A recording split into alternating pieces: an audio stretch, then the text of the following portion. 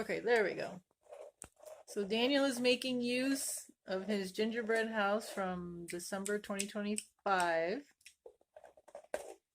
And he says that it tastes like a gingerbread house. And gingerbread man isn't even in there. Mm-mm. Bear. And we blew off the dust. But that didn't stop him. And I came over here to check on him because he's doing laptop stuff. Only to find out he's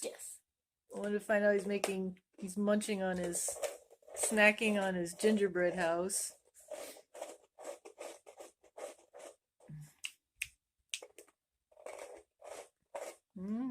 I was keeping it for decoration,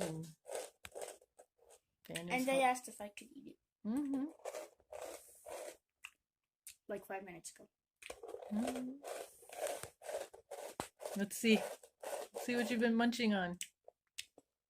Wait, let me see.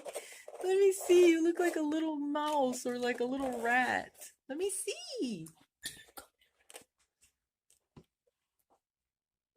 Wow. Okay, can I have a piece? Please.